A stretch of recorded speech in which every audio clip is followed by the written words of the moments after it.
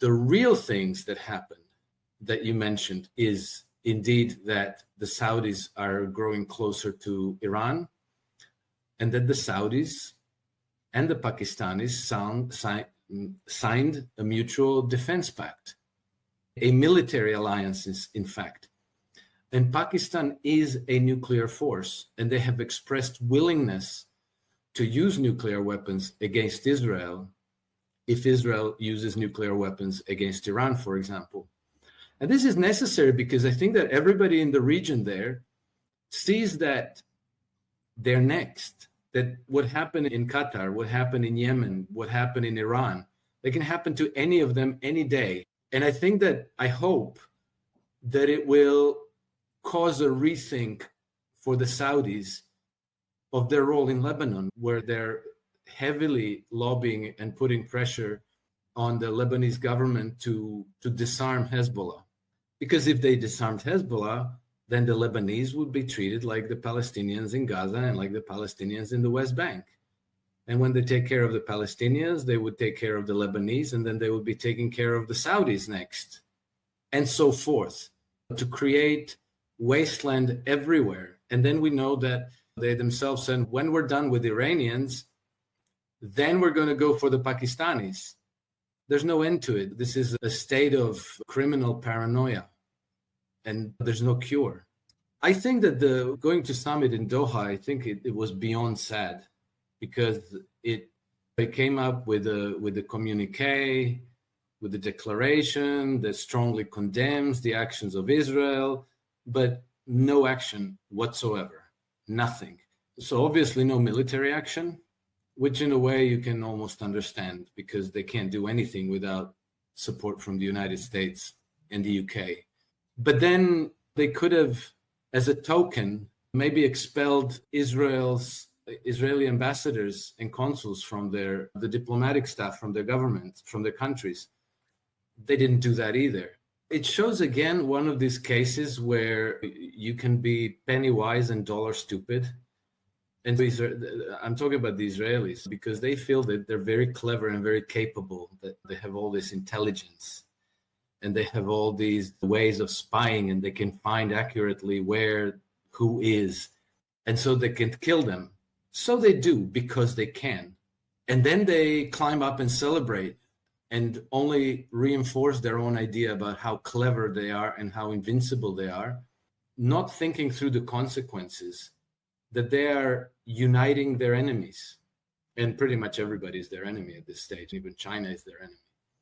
So it's just a piece of paper until people forget. And then it's going back to business as usual. Nothing's going to happen. There's going to be no accountability. We already knew about Turkey. Turkey has been upgraded to enemy number one already a few months ago, leaving Iran behind. But now they added Qatar, which is extremely interesting, even though I'm not even sure that we know exactly what happened in Qatar. We know that they tried to kill the Hamas negotiating team, but who was behind it? At this stage, I have to say I'm a little bit annoyed that everybody's constantly going Trump. It's like a fashionable knee-jerk reaction to blame absolutely everything under the sun on Trump. And then all other factors are ignored. Like, we just learned a few days ago from Colonel Douglas McGregor that Qataris must have known about the incoming missiles and aircraft, because they bought all this technology from the West. They spent billions on it to be able to monitor the skies. And so what he said, based on his contacts, who were people who sold and helped operationalize all this equipment, that there is absolutely no way that Qataris wouldn't have known. But regardless, Trump. So that element is not even considered, because it's all Trump's fault. And then we also know that there was a British surveillance aircraft circling Doha for a few hours at the time of the strike. And still, nobody mentions it. It's like it didn't happen. It's all Trump, the United States, the United States. And everybody's treating the United States like it's a monolith, and that everybody does exactly as Trump tells them. So therefore, Trump made all this happen.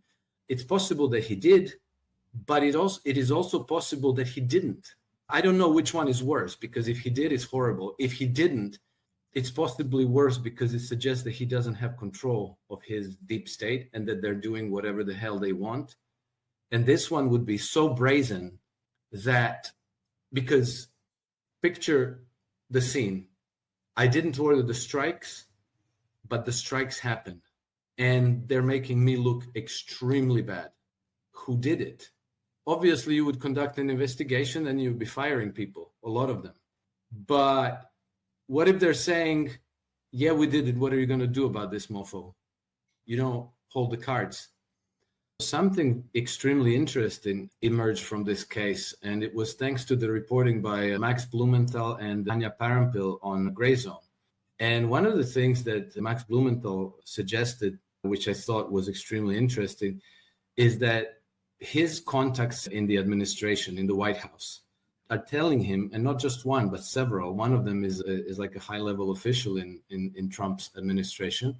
They're saying that they're not getting transparency out of the FBI, that FBI is holding back information. They're not providing the footage that they wanted to see and so forth. So I think that this is also turning out into a test of loyalty in the administration, because even if we suppose that Trump is for real, that he's not controlled opposition, that he really wants to change course of the United States government and their policies, his ability to deliver depends on other members of his administration being loyal and staying on the agenda.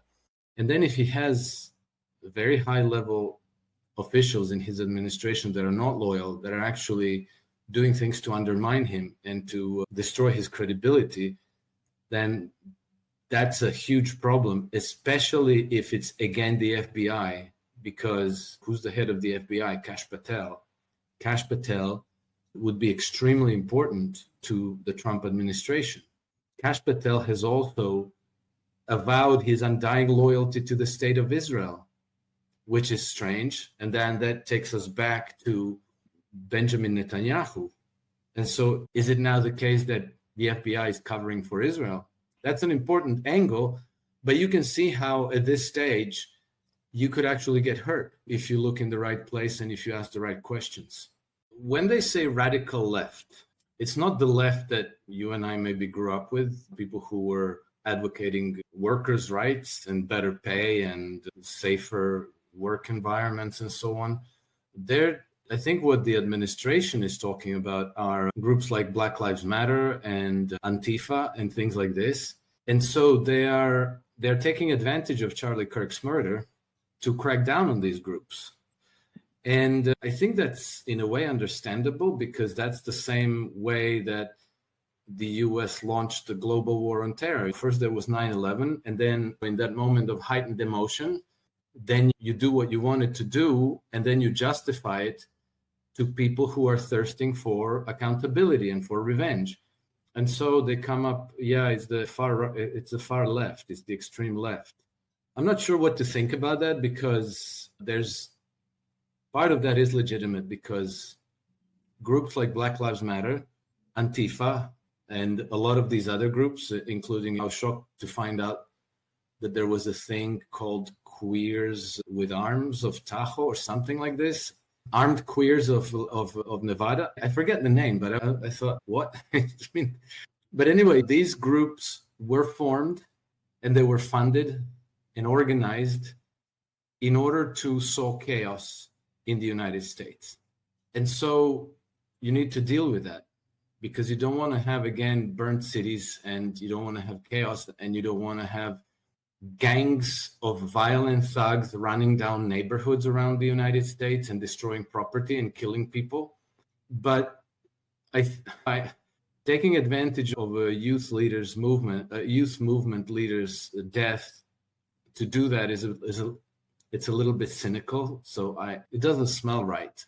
But then also notice something very important in what Ben Shapiro said, that he's actually describing the battle that they just lost, because he's saying, we have to preserve and keep this movement together, and then the other thing is the byproduct. You just lost that movement. So that also explains their sudden jumping on the moral high grounds and pretending that they all loved Charlie Kirk in order to make themselves the new and improved authorities with the new and improved charisma to take this same movement and lead it in the direction that they want.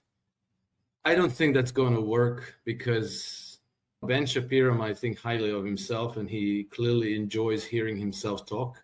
And he does have a certain talent. He's very eloquent. But whatever comes out of his mouth is very unconvincing. He thinks he's very convincing, but obviously he's no Charlie Kirk. And I think that this would be, let me see, if you wanted to take AC/DC, the rock band, and you removed Malcolm Young and you put in some other guitarist there, it's not the same thing anymore. You can call it AC/DC, but I guarantee you that everybody would lose interest. That's not the same thing. And they want to preserve the movement as it was intended, but I doubt that it will work. It's very obvious that Israel will be at the very top of the list of your suspects to investigate.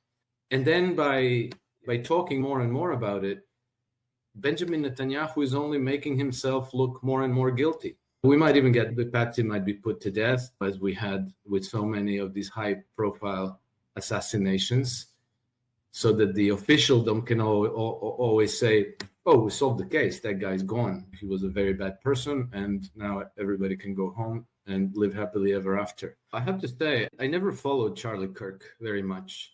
He did come to my attention.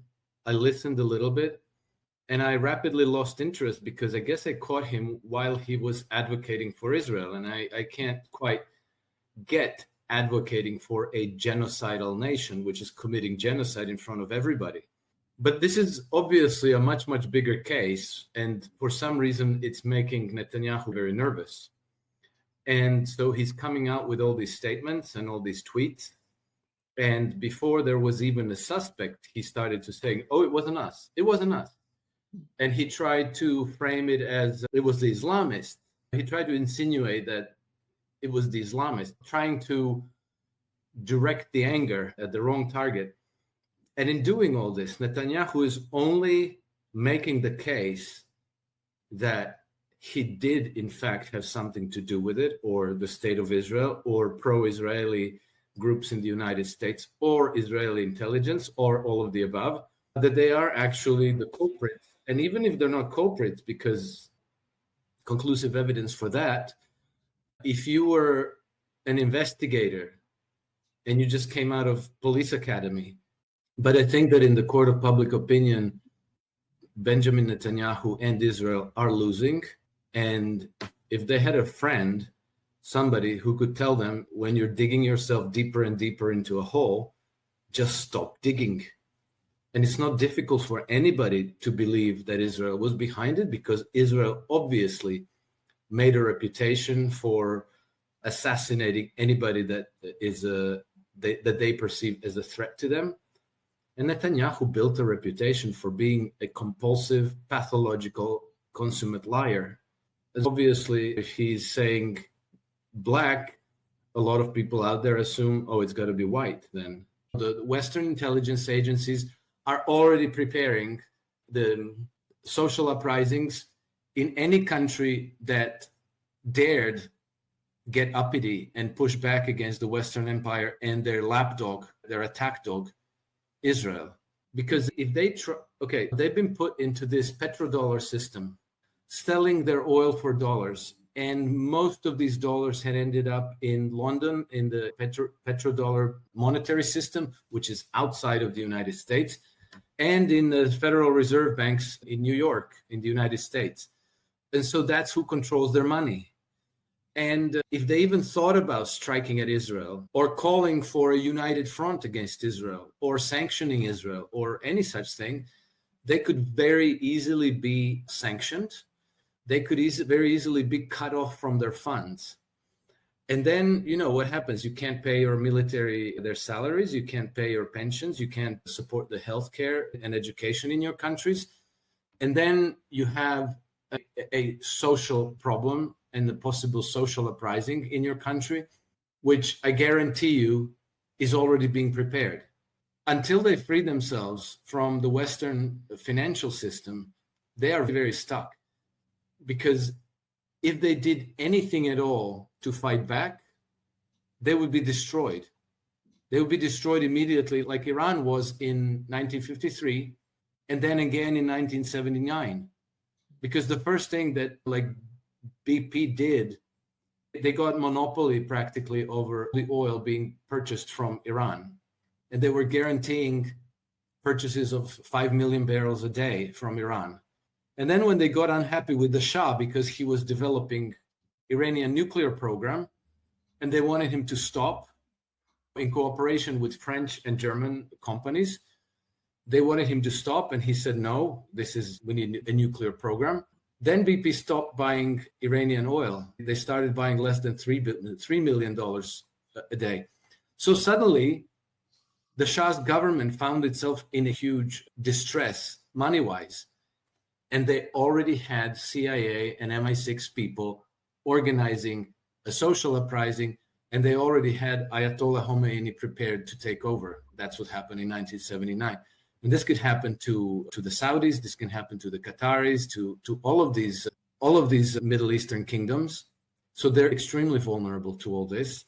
They have made themselves vulnerable because they made the deal with the devil back in the 50s and earlier in the case of Saudi Arabia.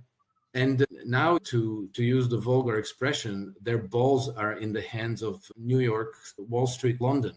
And the only way for them to fight back is to diversify their oil sales to China and other countries, to embrace the BRICS movement and to embrace the Shanghai Cooperation Organization to improve their security. And then they can start pushing back and saying no to the West. But this is what's going to happen inevitably. And this is, again, that penny wise, dollar stupid approach by Israel, because it's like they have a hammer in their hand and every single problem in the world looks like a nail and they're hammering away. But there's always a reaction, and the reaction, we're seeing it now. And it's very obvious to all these governments, we have to urgently distance ourselves from the West, disentangle from all these entanglements, and we have to join the China bloc, the China, Russia, Iran bloc. And it's obvious who is behind it, because while the Turks are managing the logistics on the ground, the strategy and preparation is being done by the British intelligence. So they have been coddling and incubating HTS from Al-Qaeda and Al-Nusra and all of these fronts. And then they are now practically the most present force in Syria, in Damascus. And they are also, Vanessa Bili told me that Gaziantep in Turkey, which is there not far from Idlib, is pretty much MI6 central. It's crawling with British officials.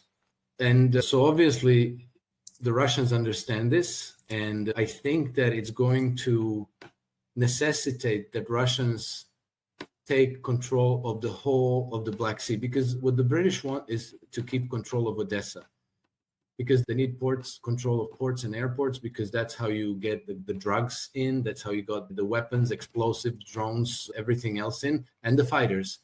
And one of the British specialties over I wish the city of London wasn't such a sausage, because every time I say the British, I think like it's almost unfair to the British people, because it has nothing to do with them. This is the City of London, but City of London Empire doesn't sound right. But anyway, that establishment, one of their traditional ways of undermining and destroying countries is through opium wars. And that's their specialty. I believe that they're still doing it. And they will do it to Russia if they can. And so being able to have Ukraine there, access to Ukraine by sea and by air, and then being able to send Ukrainians into Russia, or use the Ukrainians that are already in Russia, which are, I think, 5 or 6 million. They're almost indistinguishable from the Russians. To me, they are indistinguishable. The Russian people will tell you, no, we can tell who's Ukrainian, but I don't know. Then you can spread out a big network of saboteurs. You can put together terror units. You can put together drug trafficking networks and so forth. But you need to be able to have that beachhead again, like they did with Israel in the Middle East, like they did with Idlib against Syria. And so they would like to create something similar in Ukraine in order to serve that same purpose. But something that, again, from Colonel Douglas McGregor that I heard from his contacts, which I don't know if it's true or not, but it seems that they are creating something even more similar to Israel in Ukraine that we know, that they're creating exclusive Jewish areas, and that there's an appearance of certain, like some kind of a private police that will not allow anyone in that area if they're not Jewish. So it seems to me that we have the Zionist scenario, but in a different geography.